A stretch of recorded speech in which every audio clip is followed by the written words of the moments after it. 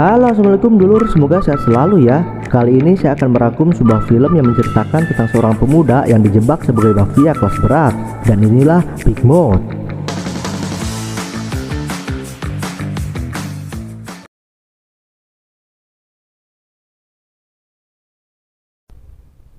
Di suatu malam terlihat seseorang yang sedang menguburkan bongkahan emas. Entah apa alasannya dan siapa yang melakukan itu. Berita tentang tindak kriminal yang dilakukan oleh Big Mouth tersebar di media. Narkoba, kampanye ilegal, dan pembunuhan antar gangster adalah ulahnya. Tapi tidak ada yang tahu identitas Big Mouth, sehingga kepolisian membentuk tim khusus untuk menyelidikinya. Tak disangka, kota yang terlihat sejahtera dalam segala bidang ternyata memiliki rahasia kelam. Polusi di mana-mana, tingkat korupsi yang tinggi, dan rasa sosialisme yang sangat memprihatinkan. Karena semua orang sibuk dengan urusannya masing-masing. Semoga negara kita nggak kayak gitu ya lur. Lalu kita diperlihatkan sebuah keluarga yang sedang menikmati makan malam di sebuah hotel mewah. Di situ ada Park Chang Ho sebagai pemeran utama, Mi-ho istrinya, dan Ki Kwang ayahnya Mi-ho. Park Chang Ho sengaja mengajak istri dan mertuanya makan mewah malam ini karena sekarang adalah hari pernikahan mereka. Tapi Mi-ho terlihat kurang senang dengan apa yang dilakukan suaminya karena menurutnya ini adalah pemborosan, sedangkan dia memiliki hutang yang tidak sedikit. 이자 780만 원이야. 세요 명색의 변호사님? Park Chang Ho pun menenangkan istrinya. Dia mengatakan bahwa sekarang dirinya sedang menangani kasus besar, tentunya dengan bayaran yang fantastis. Mendengar itu, Mi-ho sedikit lega. Di tengah kebersamaan mereka, Park Chang Ho menerima telepon dari seseorang yang mengharuskan ia pergi. Dalam perjalanan, Park Chang Ho terlihat mabuk, mungkin karena efek minuman yang sebelumnya diberikan oleh seorang pelayan. Tak bisa mengendalikan konsentrasinya, Park Chang Ho pun mengalami kecelakaan.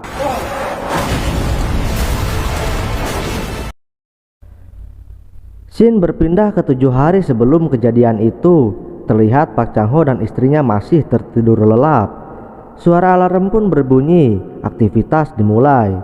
Terlihat kehidupan mereka masih sederhana. Mereka masih tinggal bersama orang tuanya dan perkara krim pun dipermasalahkan.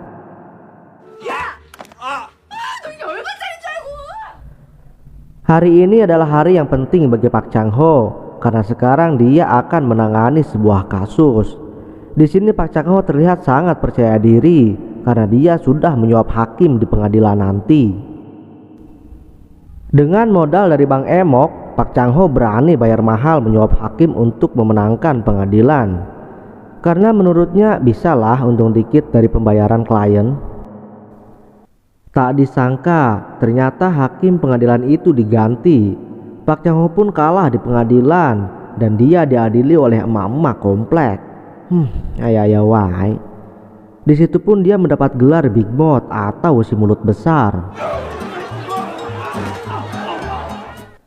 Tak lama setelah itu, Mi-ho menelpon suaminya menanyakan tentang persidangan tadi.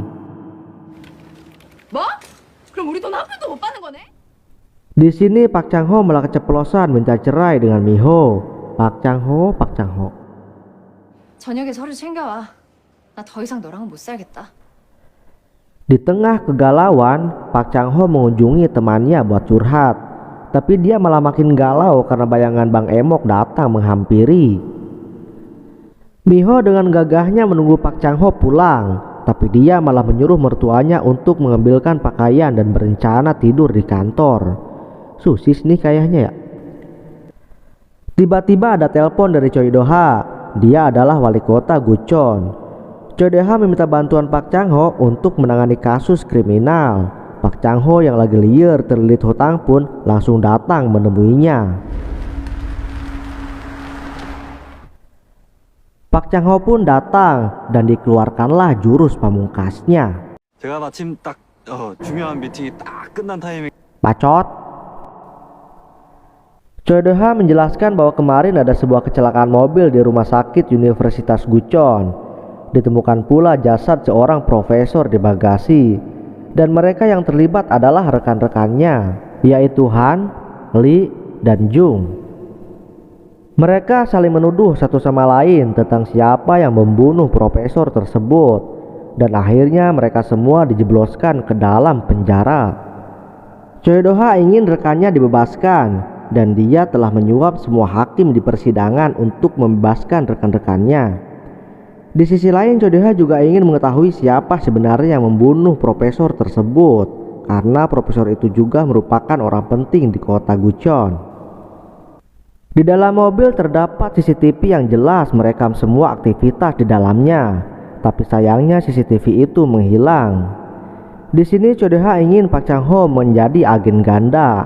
Satu, dia bertugas untuk membebaskan rekan-rekannya, dan dia juga bertugas untuk menyelidiki siapa pembunuh profesor itu sebenarnya. Awalnya Park Chang-ho menolak. Dia beranggapan tangannya akan kotor jika melakukan suap menyuap. Tapi Choi Do-ha mengiming-imingi bahwa dia akan terkenal jika berhasil mengusut siapa pembunuh profesor itu sebenarnya. Dan tak lupa Park Chang-ho juga diberikan segepok uang pelicin. Muna banget ya di sini dia. Park Chang-ho yang memang sedang membutuhkan uang dan kenaikan karir akhirnya menyetujui perintah dari Choi Do-ha. Keesokan harinya Park Chang-ho mendatangi tahanan. Terlihat 3 berandal itu memakai baju tahanan, tapi mereka tidak terlihat seperti di penjara. Perlakuan khusus dan pelayanan langsung oleh kepala sipir menjadikan gambaran hukum yang menjijikan, tajam ke bawah dan tumpul ke atas. Park Chang-ho lalu diberikan berkas yang berisi naskah di persidangan nanti, dan tiba-tiba ada telepon dari wali kota yang mengatakan bahwa informasi mengenai CCTV di dashboard mobil itu telah tembus ke kejaksaan. Ternyata itu ulah Park Chang-ho yang meminta bantuan rekannya untuk menghubungi kejaksaan dan memberikan informasi mengenai CCTV tersebut. Mendengar itu mereka pun panik karena CCTV itu merekam semua aksi kejahatannya, dan itu pun menjadi sebuah jaminan untuk mereka. Park Chang-ho sengaja mengambil waktu yang tepat untuk menghubungi mereka supaya mereka membicarakan CCTV tersebut. Tak lupa dia menaruh mikrofon dalam cup minuman ketika akan keluar agar pembicaraan mereka terdengar olehnya. Dengan begitu Park Chang-ho mengetahui bahwa rekaman CCTV itu berada di tangan istrinya Dr. Han, dan Park Chang-ho pun menyadari sesuatu yang mengganjal di sini. Dia mendengar bahwa rekaman itu juga menjadi jaminan untuk mereka. Kemungkinan ada orang lain yang juga terlibat di dalamnya dan menjadi dalang dari pembunuhan tersebut. Setelah itu Park Chang-ho langsung melapor ke Choi Do-ha dan menjelaskan semuanya. Mendengar penjelasan Park Chang-ho, Choi Do-ha langsung menemui istri Dr. Han. Scene berpindah dengan memperlihatkan istri Dr. Han yang sedang syuting. Setelah syuting selesai, dia didatangi seorang yang misterius dan dianiaya olehnya. Beruntung Park Chang-ho dan Choi Do-ha datang tepat waktu, tapi orang itu berhasil melarikan diri saat pintu berhasil didobrak. Setelah siuman, Park Chang-ho menanyakan tentang rekaman itu kepada Hae-jin. Di sini Hae-jin terlihat gemetar.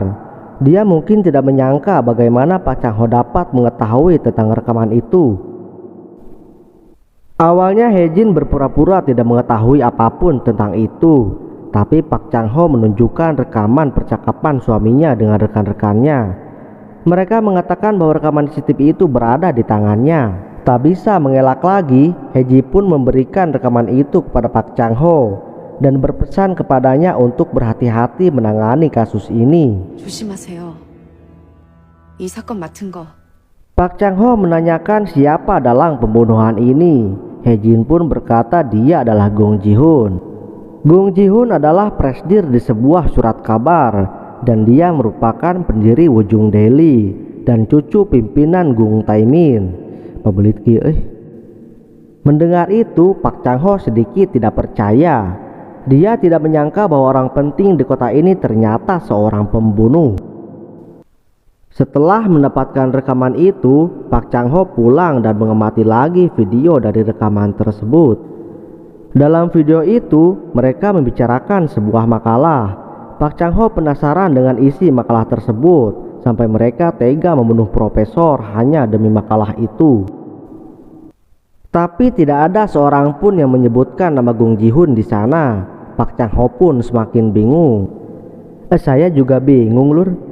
Jadi film ini tuh seperti pecahan puzzle yang harus kita cari dan susun sendiri, Lur, untuk menemukan gambaran kehidupan bersamanya. Alas ya.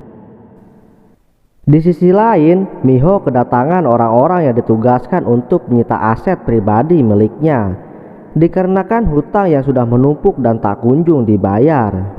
Iya pasti Pak Chang Ho ya, kabang emuk juga nanti. Si ayah mertua pun langsung menelpon Pak Chang Ho, tapi tiba-tiba Miho merebut HP-nya dan memarahi Pak Chang Ho karena kesal. Pak Chang Ho pun pulang membawa oleh-oleh ayam dan segepok uang. Miho yang sudah emosi tingkat dewa pun luluh melihat banyaknya uang yang dibawa suaminya. Ini nih, Lur, di saat emosi bini memuncak, tempelin dah tuh duit segepok. Dijamin ubun-ubun yang tadinya mendidih mendadak adem kayak kulkas. Dengan modal duit segepok, Pak Chang Ho langsung minta bikin dedek bayi ke Miho. Tenan. 냄새 죽일라. 아, 오빠 아직 안 주무셔. 아이, Keesokan harinya Pak Chang Ho langsung mendatangi kediaman Gung Ji-hoon dan mencoba bernegosiasi dengannya. Pak Chang Ho menyarankan Gung Ji-hoon untuk membeli rekaman itu darinya. Jika tidak, dia akan menyeret Gung Ji-hoon ke dalam penjara karena sudah memerintahkan seseorang untuk melakukan pembunuhan. Mendapat ancaman dari Pak Chang Ho, Gung Ji-hoon malah menantang balik. Dia berkata, lakukan saja semaumu dan lihatlah nanti siapa yang akan terluka. Lalu Pak Chang Ho diusir dari kediamannya. 구이 새끼야. Di perjalanan wali kota menelpon Pak Chang Ho. Dia menanyakan tentang rekaman itu dan meminta Pak Chang Ho untuk memberikan rekaman itu kepadanya. Tapi Pak Chang Ho mengatakan bahwa hari ini dia sibuk dan tidak bisa menemuinya. Perkara rekaman itu dia akan menyerahkannya langsung kepada jaksa karena menurutnya tidak baik jika Choi Do-ha terlibat, dan Choi Do-ha pun menyetujui saran dari Pak Chang Ho. Shin lalu berpindah ke Pak Chang Ho. Dia mencoba menghubungi jaksa bahwa ada sesuatu yang ingin disampaikannya. Tak berselang lama Miho dan ayahnya datang untuk merayakan hari pernikahan mereka. Dan kita kembali ke scene awal film ini, di mana Pak Chang Ho mengalami kecelakaan karena meminum sesuatu yang diberikan oleh pelayan, sehingga membuat dirinya mabuk dan kehilangan kendali. Dalam keadaan tak sadarkan diri, dia teringat masa lalunya ketika awal berjumpa dengan Miho. Kehidupannya selalu kurang beruntung, tapi Miho selalu ada di sampingnya. Saat tersadar, di situ sudah ada Miho dan ayahnya. Pak Chang Ho mengingat-ingat tentang kecelakaan yang menimpanya, dan dia mengingat bahwa setelah meminum minuman yang diberikan pelayan, seketika dia langsung mabuk dan tak sadarkan diri. Saat kecelakaan, Pak Chang Ho tidak menyadari bahwa ada seorang yang mengambil HP beserta rekaman CCTV. Dia pun menghancurkan mobil Pak Chang Ho, tapi tidak diketahui siapa yang melakukan itu. Tiba-tiba datang sekelompok orang yang berniat menangkap Pak Chang Ho. Dia dituduh sebagai pemakai narkoba karena hasil tes urin menunjukkan bahwa dalam darahnya positif menggunakan narkoba. Sontak saja Miho dan ayahnya terkejut mendengar itu. Mereka berusaha membela Pak Chang Ho, tapi usaha mereka sia-sia. Petugas pun berkata kalian berhak melakukan pembelaan di persidangan nanti, dan Pak Chang Ho pun dipenjara. Dalam penjara, Pak Chang Ho terus memikirkan kecelakaan itu dan dia mencurigai Gung Ji-hoon yang melakukannya. Pak Chang Ho lalu meminta petugas untuk menghubungi Choi Do-ha. Dia ingin melakukan pembelaan di sini.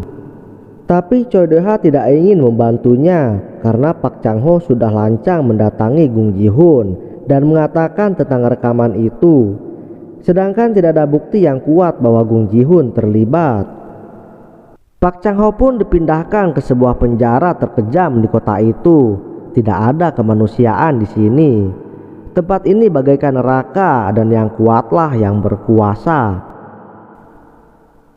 Ternyata Pak Chang Ho dipenjarakan di tempat yang sama dengan 3 orang tersangka pembunuhan itu. Melihat mereka, Pak Chang Ho marah dan menuduh semua ini perbuatannya.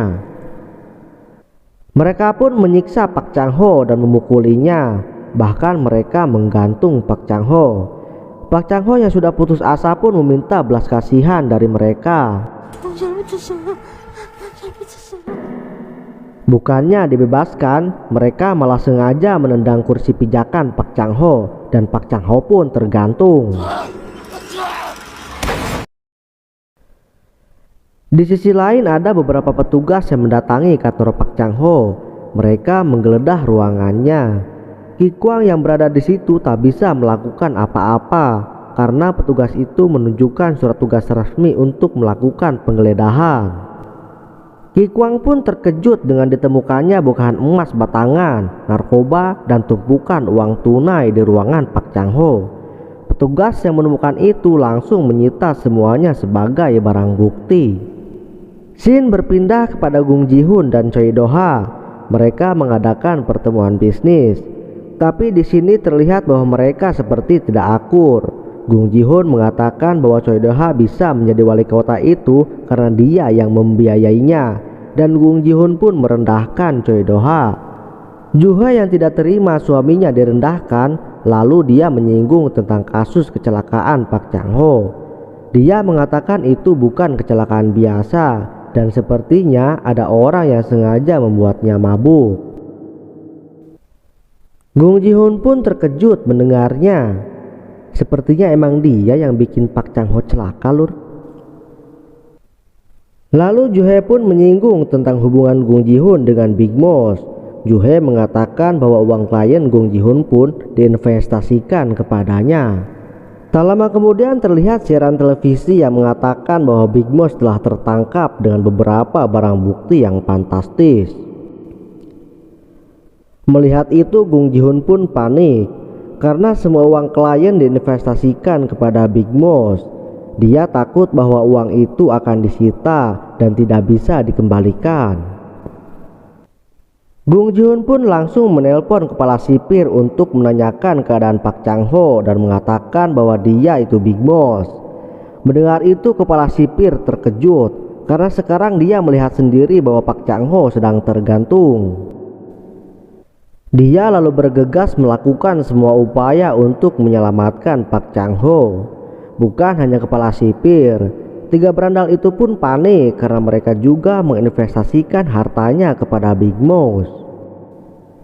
Shin berpindah dengan memperlihatkan Miho yang berniat mengunjungi Pak Chang Ho, tapi petugas di situ tidak mengizinkannya dengan alasan Pak Chang Ho sendiri tidak ingin dikunjungi. Jelas saja Miho curiga, seperti ada sesuatu yang salah di sini. Tak lama kemudian Ki Kwang menelpon pengacara Miho. Dia mengatakan bahwa Pak Chang Ho adalah Big Boss, dan sekarang reporter pun berkumpul di luar rumahnya. Tapi Miho sudah mengetahui semuanya. Bukannya menghindar, Miho malah ingin pulang ke rumah dan menemui wartawan. Pak Chang Ho dimasukkan kembali ke sel dan dia melihat Miho di televisi. 나 오늘 자기 면회 갔다가 호탕 쳤어.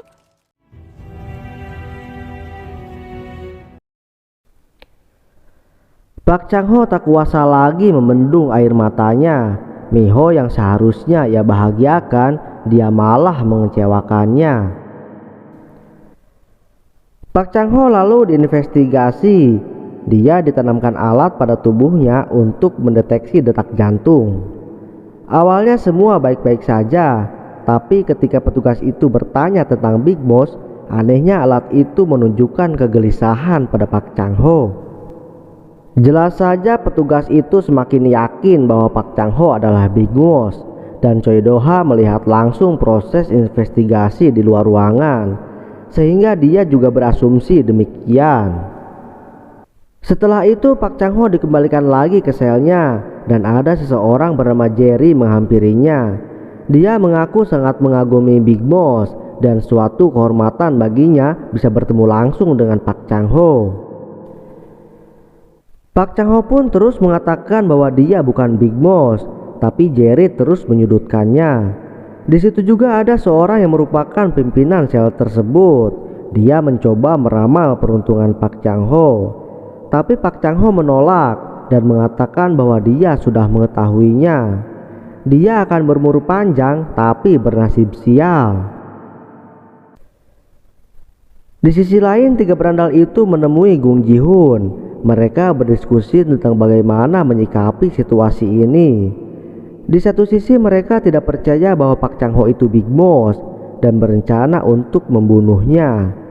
Tapi di sisi lain, jika benar dia Big Boss, maka mereka akan kehilangan uangnya sendiri. Gung Ji-hoon lalu memerintahkan kepada mereka bertiga untuk jangan dulu menyentuh Park Chang-ho sebelum semuanya jelas. Setelah itu Gung Ji-hoon mengundang Jaksa Choi untuk melaporkan hasil investigasinya. Jaksa Choi mengatakan hasilnya tak terbantahkan bahwa Park Chang-ho adalah Big Boss. Jaksa Choi mengatakan bahwa ia akan terus menyelidikinya berikut tentang sejumlah uang yang disimpan oleh Big Boss. Mendengar itu Gung Ji-hoon merasa puas dan mereka pun berpisah. Setelah menemui Gung Ji-hoon, Jaksa Choi menghampiri Choi Do-ha yang sudah siap dalam mobil. Ternyata Choi Do-ha pun terus menyelidiki kasus ini karena dia tidak percaya bahwa Park Chang-ho adalah Big Boss. Jaksa Choi mengatakan bahwa hasil investigasi tadi masih abu-abu. Dia masih belum bisa memutuskan Park Chang-ho itu Big Boss atau bukan. Di sini terlihat keterangan yang diberikan Jaksa Choi berbeda dengan sebelumnya dan dia juga menunjukkan ketidaksenangan terhadap Gung Ji-hoon. Jaksa Choi lalu memberikan daftar nama pelanggan Big Boss kepada Choi Do-ha untuk diselidiki. Di sisi lain, Mi-ho dan yang lainnya juga menyelidiki kasus ini. Mi-ho mengatakan bahwa terlebih dahulu kita harus menemukan akar masalahnya. Dan ini dimulai dari isi makalah yang terlihat di rekaman mobil tersebut saat pembunuhan profesor. Scene berpindah ke Park Chang-ho yang sedang menikmati makan siangnya. Tapi ada seorang preman penjara menghampirinya. Dia kesal karena orang di seluruh penjara membicarakannya. Dan tanpa basa-basi dia pun memukuli Park Chang-ho. Kepala sipir yang melihat kejadian itu langsung mengundang Park Chang-ho untuk makan siang dengan menu yang mewah. Tentu saja Park Chang-ho makan dengan lahapnya.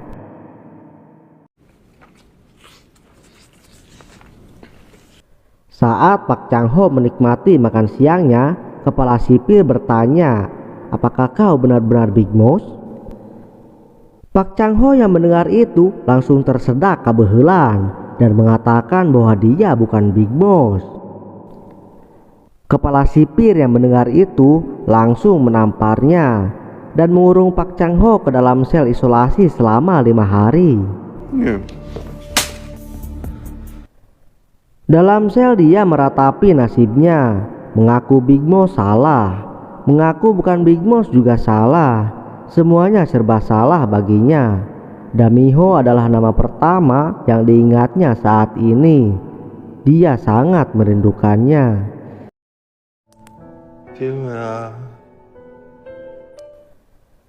Keesokan harinya Mi-ho melamar ke rumah sakit Universitas Gucheon bermaksud untuk menyelidiki kasus pembunuhan yang terjadi di rekaman itu. Berharap ada titik terang untuk mengungkap siapa yang menjebak Park Chang-ho sebenarnya. Tak disangka petugas interview itu adalah Ju-hye. Dia adalah istri dari Choi Do-ha dan dia pun menerima Mi-ho sebagai perawat di rumah sakit itu. Di sisi lain pengacara datang menemui Park Chang-ho. Dia menceritakan tentang semua yang dilakukan Mi-ho. Mendengar itu Park Chang-ho menyuruhnya untuk membuatkan surat cerai. Dia tidak ingin Mi-ho terlibat dengan semua ini. Dia juga khawatir akan keselamatan Mi-ho. Dia berpikir dengan bercerai dengannya, Mi-ho akan terbebas dari semua ini. Dalam keputusasaan, Park Chang-ho berencana untuk bunuh diri. Dia juga sudah menyiapkan surat untuk Miho, tapi pimpinan sel mengetahui niatannya dan dia mengatakan Pak Chang-ho untuk tidak melakukan itu. Dia juga mengingatkan tentang ramalannya bahwa Pak Chang-ho akan berumur panjang. Bunuh diri tidak akan membunuhnya walaupun dia mencobanya. Di sini Pak Chang-ho menyadari sesuatu. Dia tidak harus bunuh diri karena tempat ini dikelilingi oleh orang-orang jahat. Dia tinggal berbuat masalah dengan orang yang kejam dan berharap orang itu akan membunuhnya. Yan Chung-sik adalah target pertama. Dia adalah orang yang sebelumnya memukuli Pak Chang-ho. Saat makan siang, Pak Chang-ho langsung menghampirinya dan memukuli Yan Chung-sik dengan membabi buta.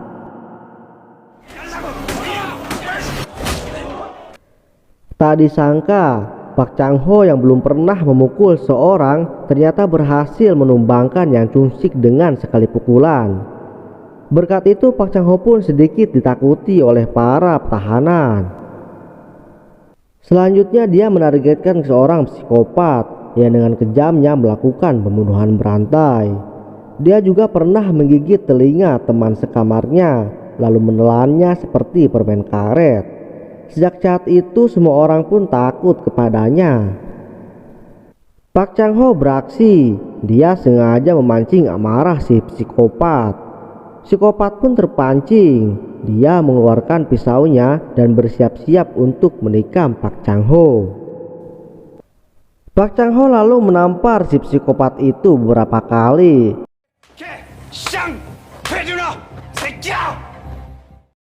Mengatakan, bunuh aku, genapkan korban pembunuhanmu menjadi 10, lalu pamerkan kepada ibumu. Mendengar itu si psikopat malah menangis. Dia teringat kepada ibunya yang sedang sakit. Ternyata psikopat juga punya hati, lur. Rencana Pak Chang-ho pun semuanya gagal. Niatnya ingin mati, dia malah dikenal sebagai orang yang kejam. Alhasil semua orang di penjara menghormatinya dan julukan Big Boss pun semakin menguat. Saat makan siang, Pak Chang-ho mendengar bahwa ada seseorang yang mencoba melarikan diri dan dia dihukum mati. Mendengar itu Pak Chang-ho mempunyai rencana bahwa dia akan melakukannya supaya dia dihukum mati. Malam pun tiba. Pak Chang-ho lalu melakukan aksinya. Dia menerobos keamanan dan mencoba melarikan diri. Tapi tujuannya bukan untuk kabur, melainkan dia menginginkan kematian. Tamat. Sampai di sini dulu ya lur alur ceritanya. Nantikan kelanjutan di video berikutnya. Terima kasih sudah setia menonton dan mohon maaf apabila ada kesalahan. Wassalamualaikum warahmatullahi wabarakatuh.